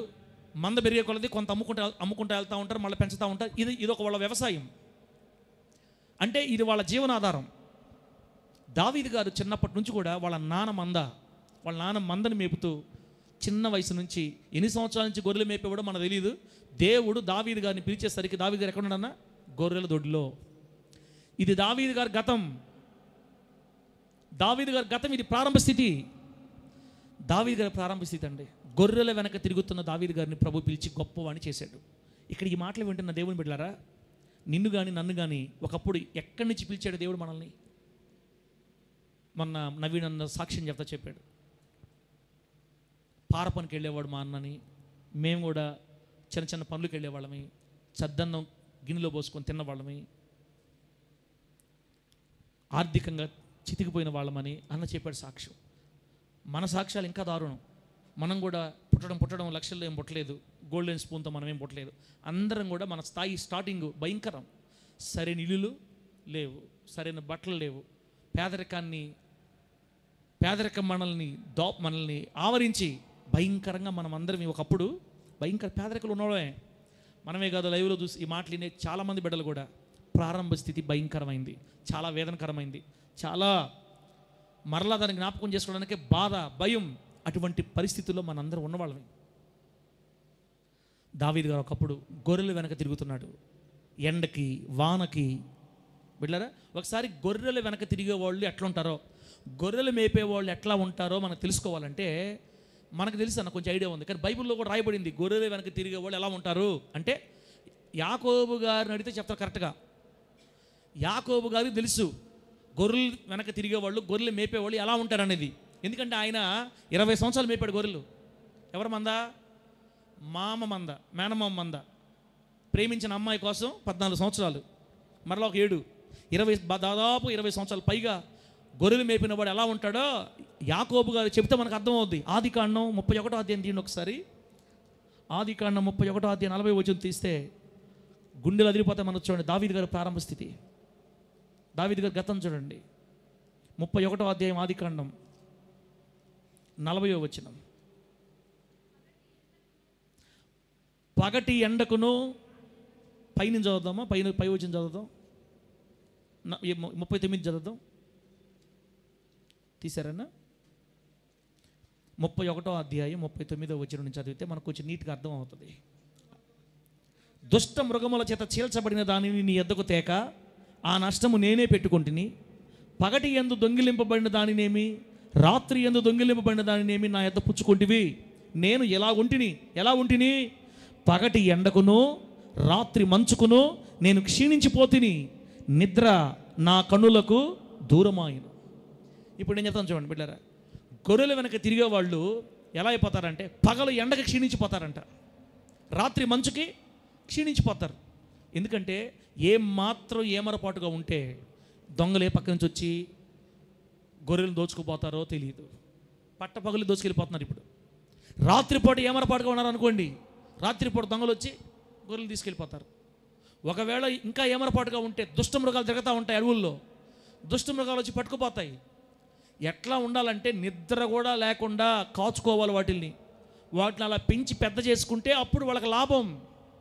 యాకోబు గారు చెప్తున్నారు, బయట పొలంలో నేను మేపుతున్నప్పుడు దుష్ట మృగాలు వచ్చి ఒకవేళ నీ గొర్రెలు తీసుకెళ్ళిపోతే అది నీకు కూడా చెప్పకుండా నష్టాన్ని నేనే భరించా. రాత్రి వేళ దొంగలు తీసుకెళ్ళిపోతే అది కూడా నేనే భరించా. అసలు నేను గొర్రెలు మేపేటప్పుడు మామయ్య నేను ఎలా ఉన్నాను తెలుసా? పగలు ఎండకు క్షీణించిపోయా, రాత్రి మంచుకి క్షీణించిపోయా, నిద్ర నా కన్నులకు దూరం అయిపోయింది. అసలు నాకు నిద్ర లేదు, నా కళ్ళు చూడు ఎలా అయిపోయినాయో, నల్లగా చార్లు పడిపోయినాయి. మీ మంద మేపే ఇంత నమ్మకంగా నేను నీకు చేస్తే 10 సార్లు నా జీతం నువ్వు మార్చేవని ఆయన బాధ అని చెప్పుకుంటాడు. నేను ఈ మాట చెప్పానంటే ఎన్ని సంవత్సరాలు దావీదు గారు గొర్రెలు మేపాడో మనకు తెలియదు, కానీ నిద్ర లేకుండా ఇంకా ఇది మనకు ఎక్కడ అర్థమవుతుందంటే, కర్మేలీయుడు ఒక నాబాలు యొక్క గొర్రెల్ని మేపుతున్నప్పుడు గొర్రెల కాపరులు, దావీదు గారు సౌలుకు భయపడి అరణ్యంలో తిరుగుతుంటాడు కదా. ఒకానొక సమయంలో ఈ నాబాలు యొక్క గొర్రెలకి వీళ్ళు కాపలా ఉన్నారు. దావీదు వాళ్ళ సైన్యం అంతా వీళ్ళ గొర్రెలకి కాపలా ఉన్నారు. దావీదు గారికి నిద్ర దూరం అయిపోయింది. రాత్రి దావీదు గారు మంచుకు క్షీణించిపోయాడు. దావీదు గారు ఎండ క్షీణించిపోయాడు.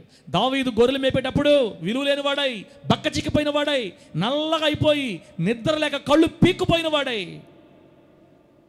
నేను చెప్పాను కదా, ఒకటే డ్రాయరు ఒకటే చొక్కా, పేరుకే ఉందంతే, పేరుకే ఉంటుంది నా చొక్కా. నాకు అట్లాగే ఉంది ఇమేజ్, ఇప్పుడు కూడా అట్లాగే కళ్ళు మూసుకుని వచ్చేస్తుంది నా ముందుగా ఇమేజ్. అప్పుడు ఏ సూపర్ తెలుసా నేను స్నానం చేసింది? నిర్మా సబ్బుతో తల స్నానం చేసిన మీరు చూసారా? నేనే. ఎందుకంటే సబ్బులు అప్పుడు అయ్యే వండి సబ్బులు అయ్యే. ఆ తర్వాత ట్రెండ్ మార్చి లైబాయ్ ఎక్కడ ఉందో ఆరోగ్యం అక్కడ ఉంది. ఈ మధ్యకాలంలో జరిగింది నేను తెలిసింది ఏంటంటే, విదేశాలు ఫారిన్లో కుక్కలను కడగటానికి లైబాయ్ వాడతారంట. మన వాళ్ళకి ఆ సంగతి తెలియక కుక్కల సబ్బులు వాడుతూ ఉంటారు. అది నిజమే, అది జిడ్డుగా ఉంటుంది, అది పోస్తుంటే అది స్మూత్గా ఉండదు. అప్పుడు అర్థమే కాదు మనకి. నిర్మా సోపు తలకేసుకుని రుద్దినోడిని ఈరోజు ఇక్కడ కూర్చోబెట్టి ఈ వీడియోల్లో కెమెరాల్లో దేశాలన్నీ ప్రభు చూపిస్తున్నాడంటే ఏంది అసలు? ఏంటి? ఎవరికి భాగ్యం? ఏంది అసలు? ఎవరు తీసుకొచ్చారు ఇక్కడికి? దావీదు గారు మంచు క్షీణించిపోయాడు, ఎండ క్షీణించిపోయాడమ్మా. తల్లి మీకు జ్ఞాపకం, మీ గతం గుర్తుందా? అన్నలారా, మీ గతం మీకు గుర్తుందా? గతాన్ని మరిచిపోతే మన గోడారాలు పడిపోతాయి. అంత బాగుందండి. దావీదు గారు ఇంత భయంకరమైన స్థితిలో కళ్ళు క్షీణించిపోయి, నిద్ర దూరం అయిపోయి, మహాభయంకరంగా వేదన పడుతూ అయినా తన గొర్రెల మందను కాసుకుంటూ ఉంటే, దావీదు గారి గురించి మనం ఇంకోటి గుర్తుపెట్టుకోవాలి మీకు. అదేంటంటే, మోషే గారి ద్వారా దేవుడు యూదులకు ఒక ఆచారాన్ని ఏర్పాటు చేశాడు, ఒక క్రమాన్ని. మోషే గారి ద్వారా యూదులకి దేవుడు ఒక క్రమాన్ని ఏర్పాటు చేశాడు. అదేంటంటే, యూదుల ఆచారం ప్రకారం ప్రతి యూదుడు రోజుకి 3 సార్లు ప్రార్థన చేయాలా? ఎన్నిసార్లు ప్రార్థన చేయాలి తల్లి? దానియేలు గారు రోజుకు 3 ప్రార్థన చేసామంటే మనకు అర్థం కాలా. ఇప్పుడు దొరికింది పాయింట్. యూదుల ఆచారం ప్రకారం ప్రతి యూదుడు రోజుకి 3 సార్లు ప్రార్థన చేయాలి, 7 సార్లు స్తుతించాలి రోజుకి. ఇదొక 7 సార్లు స్తుతి, అదొక 3 సార్లు ప్రార్థన. మొత్తం ఎంత? 10 సార్లు ప్రభుని కలుసుకోవాలి ప్రతి యూదుడు. అందుకే నేటికి ఇజ్రాయెల్ దేశం మనుగడలో సాగుతుంది. దేవుడు వాళ్ళకి పెట్టిన కట్టడ అంతే. ప్రతి యూదుడు రోజుకు 3 ప్రార్థన చేయాలి, 7 సార్లు ప్రభుని స్తుతించాలండి. కృతజ్ఞతాస్తుతులు చెప్పాలి కొన్ని నిమిషాల పాటు దేవునికి. మన ముస్లిం సోదరులు రోజుకి ఎన్నిసార్లు నమాజ్ చేస్తారా? 5 సార్లు. 5 సార్లు కదా నమాజ్ చేసేది. నువ్వు చూడబాకన్నా 3 సార్లు అన్నా 5 సార్లు అన్నా, నాకు బాగా జ్ఞాపకం ఉందో. నేను కన్ఫ్యూజ్ అయిపోతా బంధమేనా. 5 సార్లు వాళ్ళు రోజుకి చేస్తారు. కానీ యూదుల ఆచారం ఏంటంటే 7 సార్లు ప్రభుని స్తుతించాలి, 3 సార్లు ప్రార్థన చేయాలి. గొర్రెల వెనక ఎండిపోతున్న ఎముకల బొమ్మగా మారిపోతున్న దావీదు గారు ఎంత కష్టమైన ఉండని ఈ 10 సార్లు ప్రభువుని స్తుతించడం మాత్రం మానలేదు. దేవుని మహిమ కలుగును గాక. గట్టి చెప్పండి హల్లెలూయా. పగలు ఎండకు క్షీణించిపోతున్నా, రాత్రి మంచు క్షీణించిపోతున్నా, రోజుకు 10 సార్లు ప్రభువుని స్తుతించడం మాత్రం మానలేదు. పాటలు పాడడం మానలేదు. పొలాల్లో ఎక్కడికి వెళ్ళినా పాటలే, టైం దొరికితే స్తుతి. గొర్రెలు ఒక దగ్గర పడుకోబెడతాడు ప్రార్థన. ఎలా మెయింటైన్ చేశాడు ఎలా తెలియదు, కానీ దేవుడు వారికి అనుగ్రహించిన నియమాన్ని తూచా తప్పకుండా 3 ప్రార్థన, 7 మార్లు స్తుతి. దావీదు గారు నమ్మకస్తుడై దేవుని ఎదుట యవ్వన కాలంలో ఎండిపోయిన దేహం గలవాడై నమ్మకస్తుడిగా దేవునికి కనబడినందున బైబిల్ చక్కని మాట రాయబడింది, నేను కోరుకున్నవాడు ఇతడే. గొర్రెల వెనక ఎండిపోయిన వాడిని, గొర్రెల వెనక తిరిగి ఎండిపోయిన వ్యక్తిని ప్రభు చెప్తున్నాను, నేను కోరుకున్నవాడు ఇతడే. తీసుకొచ్చి రాజుగా అభిషేకించు. గొర్రెల దొడ్డిలో నుండి నిన్ను తీసి, గొర్రెల వెనక నిన్ను వెంబడించడం మాన్పించి, నా ప్రజల మీద, ఇజ్రాయేలు దేశం మీద, ఇజ్రాయేలు మీద నేనే నిన్ను అధిపతినిగా చేశాను. దావీదు నేనే నిన్ను అధిపతిగా చేశా, నిన్ను రాజుగా చేసింది నేనే. ఇప్పుడు ఒక మాట చెప్తానని బిడ్డలారా, మన పిల్లలనైనా నిన్నైనా నన్నైనా పేదరికములో నుండి చెయ్యి పట్టి లేవనెత్తి ఉన్నత శిఖరం మీద నిలబెట్టాల్సింది కేవలం దేవుడు మాత్రమే. మన పిల్లల చదువు కాదు, మన పిల్లల జ్ఞానం కాదు, మన పిల్లల చురుకుదనం కాదు, మన పిల్లల యొక్క ఏమి కాదు. నిన్ను కానీ నన్ను కానీ నా పిల్లలు కానీ నీ పిల్లలు కానీ మన పరిస్థితులన్నీ ఎక్కడో అధోగతిలో ఉన్న పాతాళంలో ఉన్న పేదరికంలో నుండి పెంట కుప్పల మీద నుండి దీనులు లేవనెత్తి రాజుల ప్రక్కన కూర్చోబెట్టవలసింది మనం ఆరాధిస్తున్న మన దేవుడైన యెహోవా. ఆయనే ఎవరినైనా రాజుల ప్రక్కన కూర్చోబెట్టగలిగిన వాడు. కాబట్టి ఆశీర్వదించు దేవునిలోనే కానీ కష్టపడే మనలో ఎంత మాత్రం లేదని గుర్తుపెట్టుకోండి. గొర్రెల వెనక పగటి ఎండకు క్షీణించిపోయి, రాత్రి మంచు క్షీణించిపోయి, రాత్రి నిద్ర కనులకు దూరం అయిపోయి బహువేదనలో ఉన్నటువంటి దావీదు గారు భక్తిని విడిచిపెట్టలేదు, ప్రార్థన విడిచిపెట్టలేదు, స్తుతిని విడిచిపెట్టలేదు. దేవుడు మెచ్చాడు, దేవుడు కోరుకున్నాడు. ఇజ్రాయేలు దేశంలో ఉన్న వ్యక్తులందరిలో దావీదే దేవుని దృష్టిలో ఇష్టడుగా మారాడు. కాబట్టి లేపి బిడ్డలారా, యవ్వన కాలం పెళ్లి వయసు వచ్చేసరికే దేవుడు ఆ వ్యక్తిని రాజుగా స్థిరపరిచాడు, ఆస్వాదించబడ్డాడు. దేవుడు ఒక్క దేశానికి రాజుగా చేస్తే ఎప్పుడైతే రాజుగా మారాడో బాగానండి, ఎప్పుడైతే రాజుగా మారాడో గొర్రెలు మేపుకుంటేప్పుడు ఇల్లు పెద్ద ఇల్లులు ఉంటాయా? పెద్ద ఇల్లులు ఉంటాయా? అందమైన ఇల్లులు ఉంటాయా?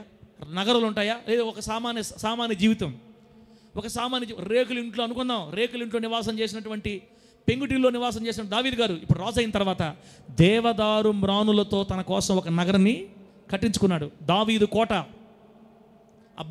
అందుకే దావీదు గారు ఆ మంచం మీద నుంచి లేచి ఆ కిటికీలు చూసినప్పుడల్లా ఆ కిటికీలో దూరం కనపడుతుంది గుడారం మాటన, తెరల మాటున దేవుని మందసం.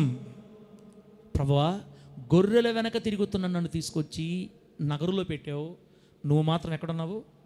తెరల మాటునున్నావయ్యా. ఇది ఏమి న్యాయం? నేను నీకు స్థలం చూసిందాకా, నీకు మందిరం కట్టిందాక ఇక నా మంచం మీదకి నేను ఎక్కడని తీర్మానం చేసుకుని. చాలా ప్రేమ అన్న దావీదు గారికి దేవుడు అంటే.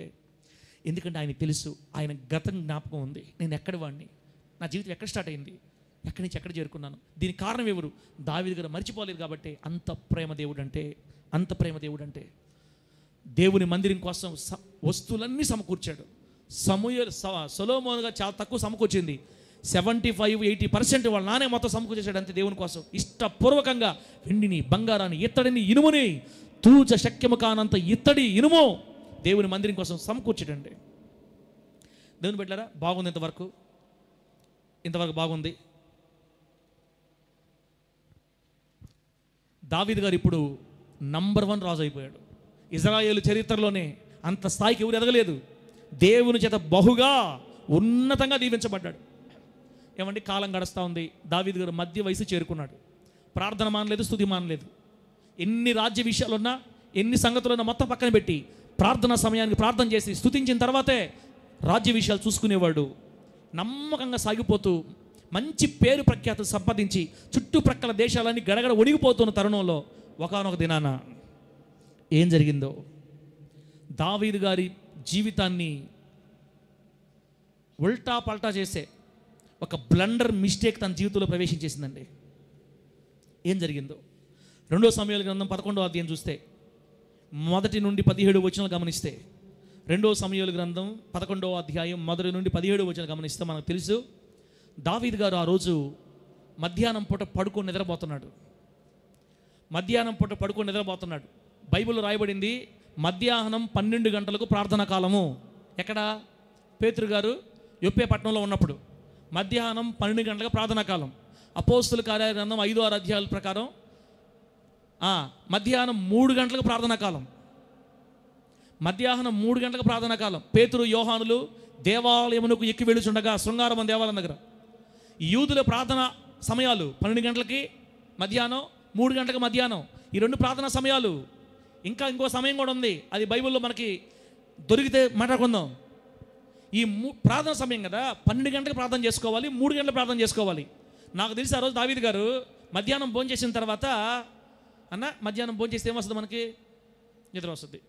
ఏ దిగులు లేదనుకో, ఏ బాధ లేదనుకో, ఎక్కడి నుంచి వచ్చామో, ఏ స్థాయిలో ఉన్నామో మర్చిపోయామనుకో, ఒకప్పుడు ఎక్కడి నుంచి వచ్చామో ఎన్ని గుర్తులేదనుకో, శుభ్రంగా నిద్ర వస్తుంది.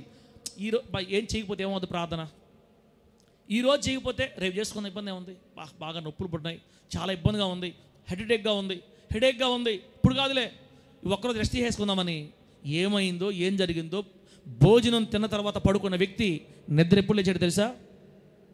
ప్రొద్దు గురుంకు వేళ, అంటే 5 నుంచి 6 గంటల లోపు మెలకు వచ్చింది. 2 గంటలప్పుడు పడుకుంటే 6 దాకా, అంటే 12 గంటల ప్రార్థన పోయింది, 3 గంటల ప్రార్థన పోయింది. అంటే 2 ప్రార్థనా సమయాలు మిస్ చేసేసాడంటే ఈరోజే కాదు, కొంతకాలం క్రితం నుంచి దావీదు గారు కాస్త భక్తిలో తేడా కనపడుతుంది. అందరు యుద్ధానికి వెళ్ళి ఉన్నారు, వసంతకాలం అది, రాజులు యుద్ధానికి బయలుదేరే సమయం.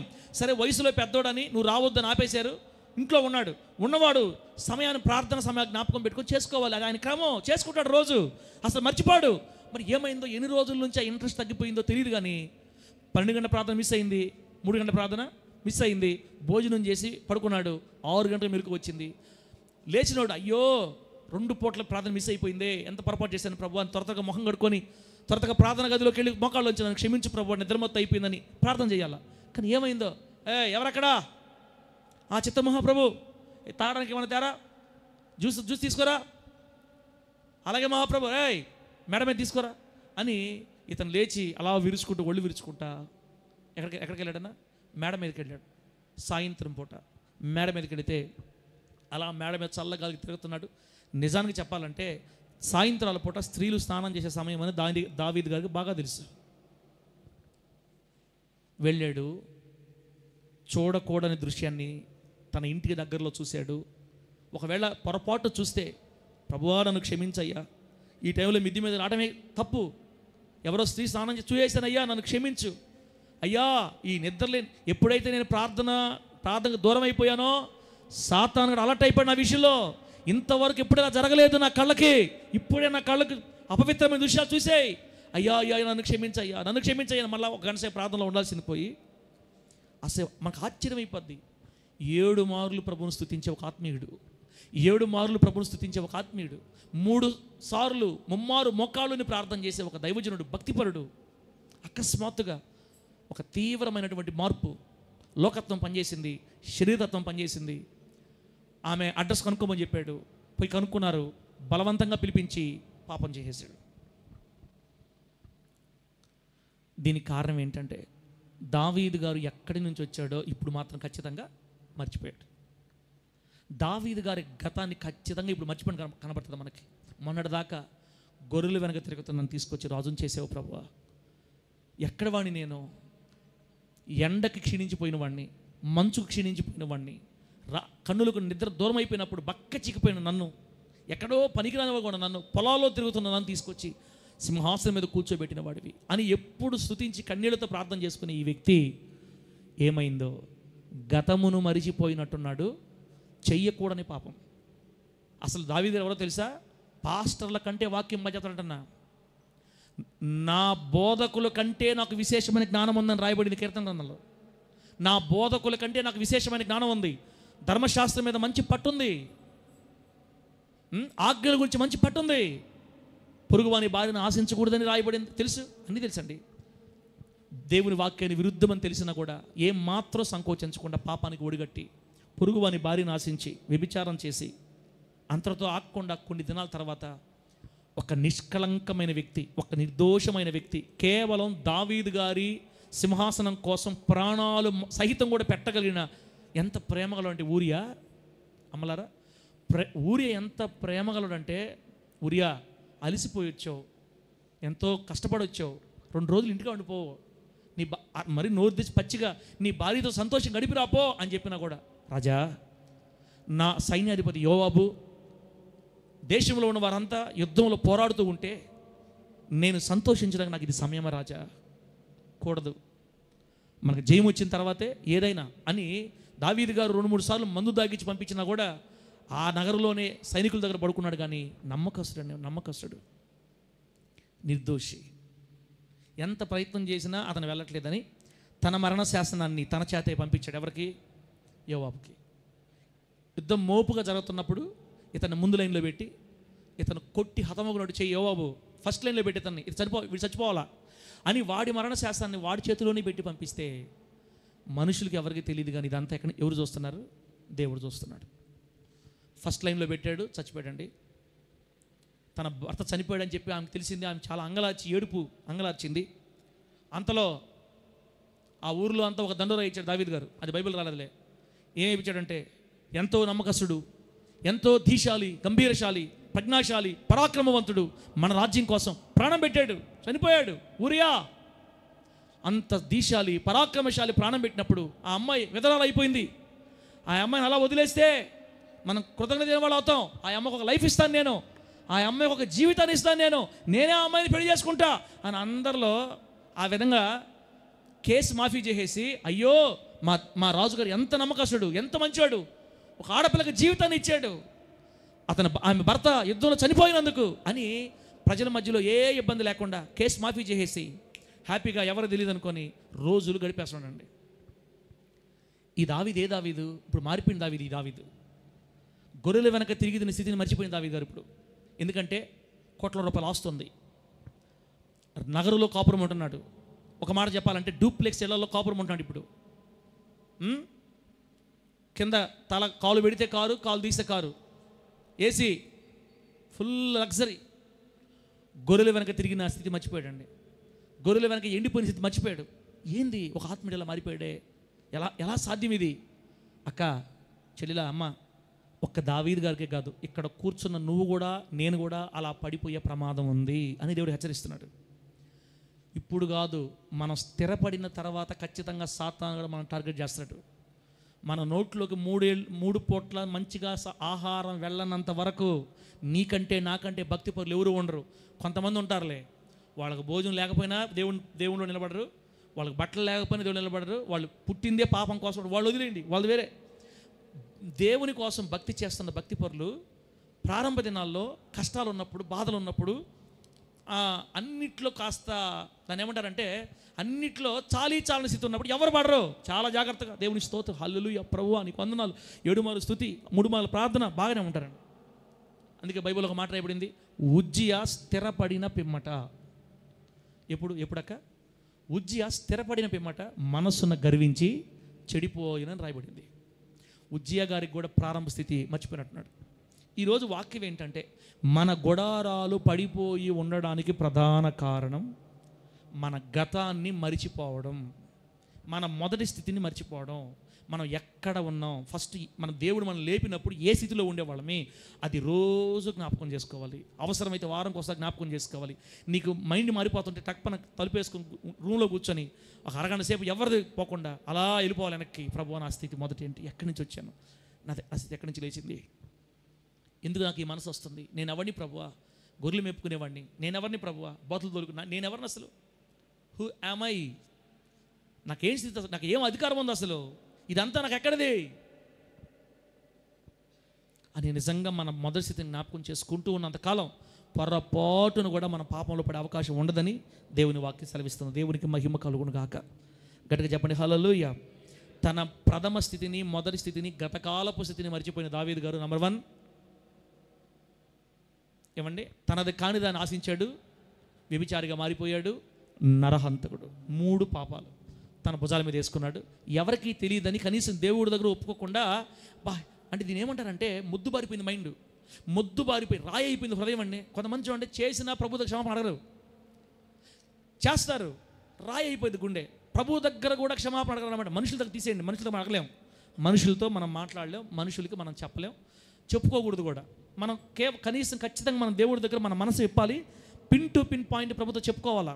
ఒక క్రైస్తవుడు దేవుడితో సమాధాన పడకుండా ఆరోగ్యంగా బతకలేడు. కానీ ఎలా సాధ్యం? నెలలు గడిచిపోతున్నా కూడా దావీదు గారు నాకేం తెలియదు అన్నట్టుగా నరహత్యని, వ్యభిచారాన్ని కప్పిపెట్టి బతుకుతున్నాడే. దేవుడు పంపించాడండి ఒకరోజు దైవజనుడిని. ఏం పేరు ఆ పాస్టర్ పేరు? ఏం పేరు? నాథన్. ప్రైజ్లాడండి పాస్టర్ నాథన్ గారు, ప్రైజ్లాడ్ దావీదు గారు, బాగున్నారా? బాగున్నామండి దేవుడి కృపను బట్టి. అరంటే కూర్చొని సింహాసనం కూర్చేయండి. కూర్చున్నారు. టీ తెప్పించి తాగాడు. ఏమి లేదు దావీదు గారు, రాజా చిన్న సమస్య వచ్చింది మీతో చెప్దామని. మన రాజ్యంలో సమస్య ఏంటండి? చిన్న సమస్య అండి. చెప్పండి. ఏం లేదు, మన ప్రాంతంలో గొప్ప ధనవంతుడు ఉన్నాడు, అతనికి చాలా గొర్రెలు ఉన్నాయి. అతని ఇంటి పక్కనే ఒక పేదవాడు ఉన్నాడు, అతనికి ఒకే ఒక్క ఆడగొర్రె ఉంది. ఓకే బాగుందండి. ఏం జరిగింది? ఏం లేదు దావీదు గారు, ఈ ధనవంతుడి ఇంటికి దారిని పోయే బంధువులు వచ్చారు, దారిని పోయే పరదేశం వాళ్ళ ఇంటికి భోజనం కోసం వచ్చారు.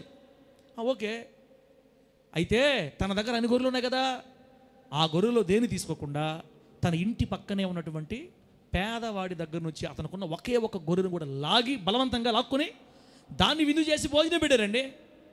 అంటంతో మన దావీదు గారికి, దావీదు గారు ధర్మశాస్త్రం కదా, జమ్మం లేచింది బీపీ. ప్రవక్త గారు మన రాజ్యంలో అంత నీచుడు ఉన్నాడా? మన రాజ్యంలో అంత నీచుడు ఉన్నాడా? ఎవడవాడు? యెహోవా నాకు వాడిని కానీ ఇప్పుడు కానీ నేను చంపకపోతే యెహోవా నాకు ఎంత కీడన చేయను గాక. చెప్తా రాజా ఖచ్చితంగా చెప్తా రాజా. ఎవడు చెప్పు? మన రాజ్యం ఇదిగో వాడు ఒక్కదానికి బదులు 4 ఇవ్వాలి అని ద్వితీయోపదేశ కాండంలో, లేవి కాండంలో దేవుడు ఏమైతే దొంగతనం చేసినోడికి ఫైన్ వేసాడో అన్నీ చెప్తున్నాడు అనమాట. 1కి 4 ఇవ్వాలి, మొత్తం కట్టాలి. ఇప్పుడు చెప్పేప్పుడు వాడు వాడిని మామూలుగా ఉండదు అని కోపం వచ్చేసి మాట్లాడుతున్నాడు. చెప్పమంటావు రాజా? చెప్పమంటావా? అతను ఎవరంటే దావీదు గారు ఎవరంటే ఆ మనుషుడు నీవే. ఆ మనుషుడు నీవే. నేనా? దావీదు, గొర్రెల వెనుక తిరుగుతున్న నిన్ను తీసుకొని వచ్చి దేవుడు సింహాసనం మీద కూర్చోబెట్టాడు. నీవు అడగకపోయినా ఎన్నో దేవుడు నీకు ఇచ్చాడు. ఎందరో భార్యలను ఇచ్చాడు నీకు. ఒకవేళ వారు చాలరు అని నువ్వు అనుకుంటే నీకు ఇంకా ఇచ్చుండేవాడు దేవుడు. కానీ ఒక నీతిమంతుడు, ఒక నిర్దోషి, అతని ప్రాణాన్ని తీయడానికి నీకు ఎలా మనసు వచ్చింది? పొరుగువాని భార్యని ఎలా పట్టుకోగలిగావు? ఎలా ఆశించావు? నిన్ను ఇజ్రాయేల్ మీద రాజుగా నియమించినందుకు దేవుడు చాలా బాధపడుతున్నాడు. దావీదు, ఇదిగో దేవుడు నీకు చెప్పమన్నాడు శాపం అని. ఇక చెప్తున్నాడండి శాపం. దావీదు, నీ కడుపును పుట్టిన కుమారులే నీకు శత్రువులు అయిపోతారు. ఈ రోజు నుంచి నీ కడుపును పుట్టిన కుమారులే నీకు శత్రువులు అయిపోతారు. నువ్వు రహస్యంగా 4 గోడల మధ్య పాపం చేసావు. పిన్ని వరసే తల్లులతోటి, నీ భార్యలతోటి, ఉపపత్నులతోటి నీ కుమారుడు బహిరంగంగా ఇజ్రాయిల్ అందరూ చూస్తూ ఉండగా పాపం చేస్తాడు. నువ్వు చేసిన పాపం నీ మీదకి శాపంగా మారిపోయింది. ఈరోజు ఇది మొదలుకొని సదాకాలం ఇక మీదట నీకు యుద్ధాలే. ఇది మొదలుకొని ఇక మీదట నీకు సదాకాలం యుద్ధాలే. ఒక నీతిమంతుడి ప్రాణం తీసావు అని ఎప్పుడైతే చెప్పాడో దావీదు గారికి గుండెలు పగిలిపోయినాయండి. గుండెలు పగిలిపోయి ఇంక తర్వాత ఏడవటం, అతని కన్నీళ్ళకి పరుపు తేలేంతగా ఏడవటం, ప్రభు పాదాలు పట్టుకోవటం, తర్వాత మళ్ళీ దేవుడు దావీదు గారిని క్షమించటం, మళ్ళీ దావీదు గారిని దేవుడు రాజుగా నిలబెట్టడం, ఇవన్నీ మనకు తెలుసు. బిడ్డలారా, ఇప్పుడు మనం దీని ద్వారా ఏం తెలుసుకోవాలి అంటే, ఒక నీతిమంతుడు, ఒక ప్రార్థనాపరుడు తన గతకాలపు స్థితిని మరిచిపోనంత వరకు పాపంలో పడలేదు. ఎప్పుడైతే తన పాతకాలపు స్థితిని మర్చిపోయాడో, ఎప్పుడైతే తన వెనకున్న అనుభవాలు మర్చిపోయాడో, వెంటనే ఏ మాత్రం కూడా భయం లేకుండా భయంకరమైనటువంటి పాపంలో దిగజారిపోయిన దావీదు గారు మన దేవుడు చూపిస్తూ ఇప్పుడు మనతో ఏం మాట్లాడుతున్నాడంటే, దావీదు గారు మరిచిపోయినట్లుగా ఎప్పటికి కూడా మీ గతాన్ని మరిచిపోకండి. దావీదు గారు మరిచిపోయినట్లుగా ప్రారంభంలో నువ్వు ఏ స్థితిలో ఉన్నావో, దేవుడు నిన్ను లేవనెత్తినప్పుడు నువ్వు నీ పేదరికం ఎట్లా ఉండేదో, నువ్వు ఏ స్థితిలో ఉండేవాడువో దాన్ని మర్చిపోవద్దు. అందుకే బైబిల్ ఒక మాట రాయబడింది, మొదట నీ స్థితి కొద్దిగా ఉన్నా, ఆ కొద్దిగా ఉన్న స్థితిని మనం ఎప్పుడు జ్ఞాపకం చేసుకోవాలక్క. ఆ కొద్దిగా ఉన్న స్థితిని మనం ఎప్పుడు జ్ఞాపకం చేసుకోవాలి తమ్ముడా. అప్పుడే మెండైన స్థితిలోకి, సమృద్ధిలోకి వచ్చినప్పుడు పడిపోకుండా ఉండేదానికి మనకు ఆస్కారం ఉంది. కాబట్టి ఈరోజు మన గుడారాలు పడిపోయి ఉండడానికి ప్రధాన కారణం మన మొదటి స్థితిని, గతకాలాన్ని మరిచిపోవడం. రెండో మాట చెప్తున్నాను బిడ్డలారా. రెండో మాట, మన గుడారాలు పడిపోవడానికి రెండో కారణం ఏంటంటే, ప్రస్తుతపు స్థితిని బట్టి పిల్లరా, ప్రస్తుతపు స్థితిని బట్టి కూడా, ప్రస్తుతం ఉన్న స్థితిని కూడా మనం మర్చిపోకూడదు. 2, గతాన్ని మర్చిపోకూడదు, ప్రస్తుతం ఇప్పుడున్న స్థితిని కూడా మర్చిపోకూడదు. అంటే ఎలా నాకు అర్థం కాలేదు. ఒకప్పుడు గొర్రెల వెనక తిరుగుతున్న వ్యక్తి, ఎండిపోయిన వ్యక్తి, మంచు క్షీణించిపోయిన వ్యక్తి, రాత్రి నిద్ర కళ్ళకు దూరం అయిపోయిన వ్యక్తి ఇప్పుడు ఏ స్థితిలో ఉన్నాడు? దీవెనక్క ఇప్పుడు ఏ స్థితిలో ఉన్నాడు? సామ్రాజ్యానికి చక్రవర్తి, 5-6 దేశాల మీద రాజు కదా. ఇప్పుడు దావీదు గారు ఏం చేయాలంటే, గొర్రెల వెనక తిరుగుతున్న నన్ను సామ్రాజ్యాధినేతగా చేసావు ప్రభువా, చక్రవర్తిగా చేసావు, నేను ఎవరిని ప్రభువా అని ప్రస్తుతం ఉన్న స్థితిని బట్టి కూడా దేవుణ్ణి కృతజ్ఞతాస్తుతులు చెల్లిస్తూ, గతకాలాన్ని మర్చిపోకూడదు, ప్రస్తుతం ఉన్న ఆశీర్వాదాన్ని కూడా మర్చిపోకూడదు. దేవుని మహిమ కలుగును గాక. ఒకవేళ నువ్వు ఇప్పటి ఆశీర్వాదాన్ని మర్చిపోయినా కూడా పడిపోయే అవకాశం ఉంది. ఒకప్పుడు ఎట్లా ఉండేవాడిని, ఏ స్థితిలో ఉండేదాన్ని, నన్ను ఇంత స్థితిని నిలబెట్టాడే, నాకు ఇంత స్థితిని ఇచ్చాడే, ఇంత భాగ్యం ఇచ్చాడే, ఇంత సమృద్ధిని ఇచ్చాడే, ఈ స్థితికి లేవనెత్తాడే. దేవుడు లేకపోతే నేనేమైపోయి ఉండేదాన్నో.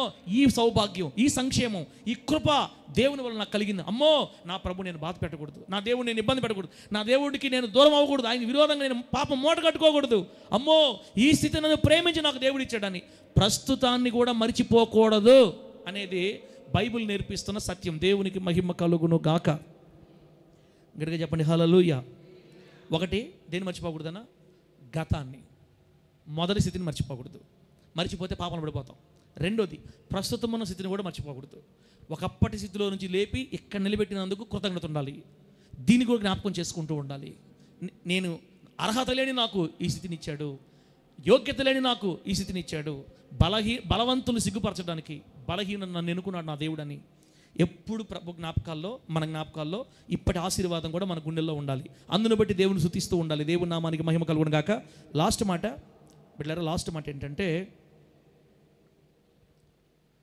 ఏ వ్యక్తి అయితే లక్ష్యాన్ని మర్చిపోతాడో, గోల్, లక్ష్యము, గురి, గమ్యం, మూడు అన్నీ, ఏ వ్యక్తి అయితే గమ్యాన్ని మర్చిపోతాడో ఖచ్చితంగా ఆ వ్యక్తి గుడారం పడిపోద్ది.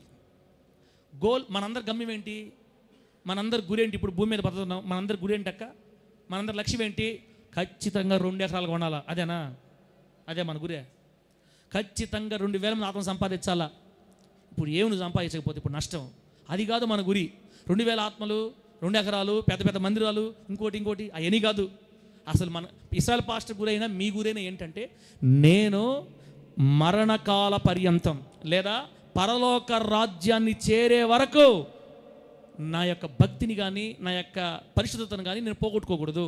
నా గురి, నా గమ్యం, నా లక్ష్యం పరలోకం. నేను మధ్యలో ఆగిపోయాను, మధ్యలోనే పడిపోయాను, అక్కడ చేరలేను, పోగొట్టేసుకుంటా, నరకాగ్నికి అందుకని వెళ్ళిపోవాల్సి వస్తుంది. నా ప్రయాణం మధ్యలో ఆగకూడదు. ఎక్కడ దాకా చేరాలి?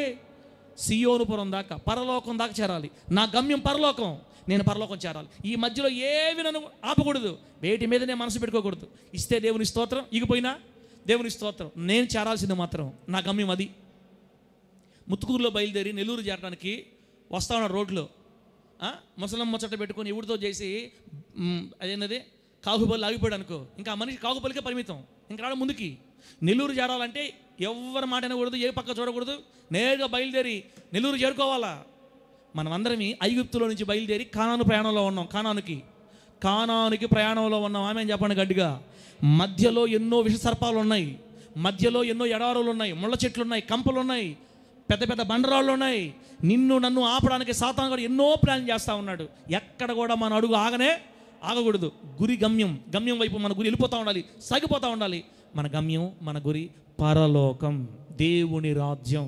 దేవుని ముఖాన్ని చూస్తూ ఆయనతో పాటు సదాకాలం సంతోషించే ఆ నిత్య శ్రేష్టమైన పరలోక రాజ్యం కొరకే ఈ పాటలన్నీ, ఈ 12 రోజులు దిద్దుబాటు కొట్టాలని.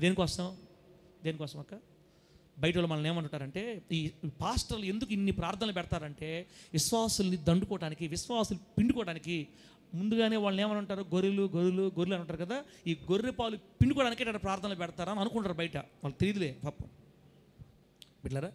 కాబట్టి నేనేమంటున్నానంటే, దేవుని ఆశ ఏంటంటే, మొదటగా మన గతాన్ని మర్చిపోకూడదు, రెండోది ఇప్పటి ప్రస్తుతాన్ని మర్చిపోకూడదు, మూడోది మన లక్ష్యాన్ని మర్చిపోకూడదు. ఈ 3 మరవకపోతే నీ గుడారం పొర్రపాటును కూడా పడనివ్వడు దేవుడు యేసు నామములో. ప్రభువుకు మహిమ కలుగును గాక.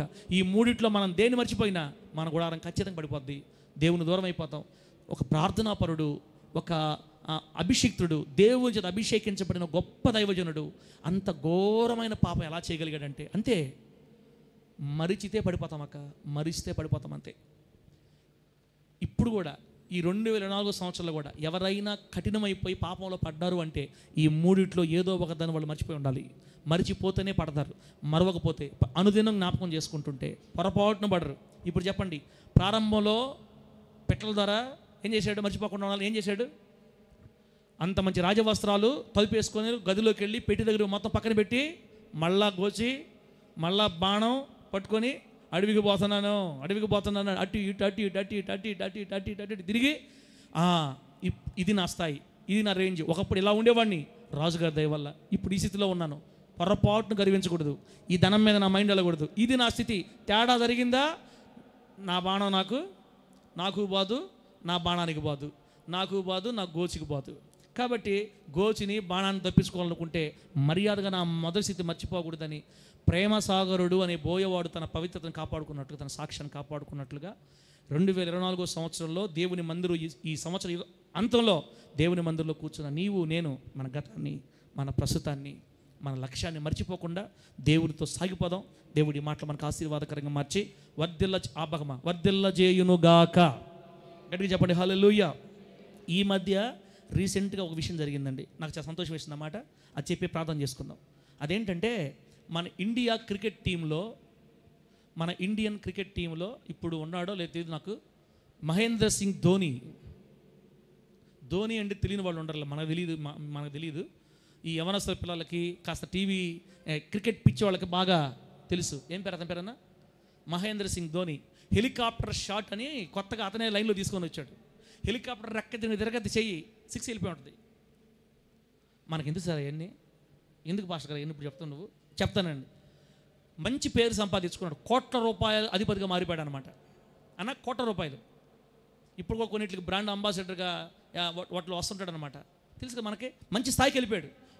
అయితే ఈ మధ్యకాలంలో కొత్తగా నియమితమైనటువంటి ఇండియా టీంకి కొత్తగా సెలెక్ట్ అయిన వాళ్ళందరినీ తన ఇంటికి పిలిచాడు పార్టీ ఇవ్వడానికి. తన ఇంటికి, జార్ఖండ్లో తన ఇంటికి పిలిస్తే అందరూ వెళ్ళారు. పార్టీ జరుగుతుంది, అందరూ టీ తాగుతున్నారంట. ఆ టీ తాగేటప్పుడు అందరికీ ఖరీదైన వేల రూపాయలు విలువైనటువంటి మంచి మంచి గ్లాసులు, ఈ గ్లాస్తో చేసిన వెరైటీ ఉంటాయి కదా, ఉన్నవాళ్ళలో మనలా గాజు గ్లాస్ ఉంటాయన్నా, మట్టి కప్పులు ఉంటాయా, మంచి మంచి అందమైన రమ్యమైన పెద్ద పెద్ద వెరైటీ గ్లాసుల్లో అందరికీ తీసుకొని వచ్చాడు. అందరు తాగుతుంటే లోపల నుంచి ఒక కప్పు తెచ్చుకున్నాడు ధోని గారు. కప్పు తెచ్చుకున్నాడు. అది ఏ కప్పు తెలుసా? మనం పాత రోజుల్లో మన తాతలు తాగుంటారే, పాత టీ కప్పు, టీ గ్లాసు, గాజు గ్లాస్తో స్టార్టింగ్లో వచ్చిందనమాట. మన జనసేన గుర్తు ఏంది గాజు గ్లాసు. ఆ గాజు గ్లాసులో టీ తెచ్చుకొని వాళ్ళందరి ముందు కూర్చున్నాడు. క్యా భాయ్, ధోని భాయ్, క్యా ఏంది మాకు ఇవి ఇచ్చావు, నువ్వు దాన్ని తీసుకున్నావు, అసహ్యం ఉంది బాయ్, మాకు నచ్చట్లేదు బాయ్, ఏంటది, చీచి ఆ పేదవాళ్ళకి కప్పు తీసుకొచ్చి చీచి అని అందరూ అదొక రకంగా చూస్తున్నారు. ఎవరి ధోని గారి సై. తాగత నవ్వుకుంటూ ఒక మాట చెప్పాడంట, అయ్యలారా మై ఫ్రెండ్స్, ఈరోజు నేనేదో కోట్లు సంపాదించానని, ఈరోజు నేనేదో ఒక ఉన్నతంగా వచ్చానని తాగతా, దాంట్లో కూడా తాగతాను నేను. కానీ అప్పుడప్పుడు నా నా పాతకాలం, నా గతాన్ని నేను జ్ఞాపకం చేసుకోవాలంటే ఈ టీ కప్పు నాకు ఎప్పుడు కనబడుతుండాల. నేను రోజుకు ఒకసారి, 2 వారానికి ఒకసారి ఈ కప్పులో నేను టీ తాగుతుండాలి. నేను ప్రారంభంలో ఈ ఆశీర్వాదం అంతా నాకు లేకముందు ఆ వీధుల్లో బండ్ల దగ్గర నేను ఈ గ్లాసుల్లోనే టీ తాగా. ఈ గ్లాసే. దీన్ని చూసినప్పుడల్లా నాకేమనిపిస్తుంది అంటే నా ప్రారంభ స్థితి, నా మొదటి స్థితి జ్ఞాపకం వస్తుంటుంది. దేని బట్టి గర్వించాలండి, దేని బట్టి అతిశయించాలి అని మొన్న పోస్ట్ చూశాను నేను. ధోని గారు, ధోని భార్య, పిల్లలందరూ క్రిస్మస్ ట్రీ దగ్గర టోపీలు పెట్టుకొని హ్యాపీ క్రిస్మస్. ఓహో, ఏదో పని చేస్తుంది, మన విత్తనం పని చేస్తున్నారు. క్రిస్మస్ ఫోటోలు ఎక్కడ పెడతారు?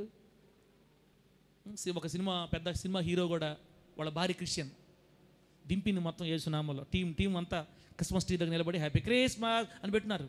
సెలబ్రిటీలను కూడా లాక్కొస్తున్నాడు దేవుడు యేసునామలో ఆమె చెప్పడం గట్టిగా.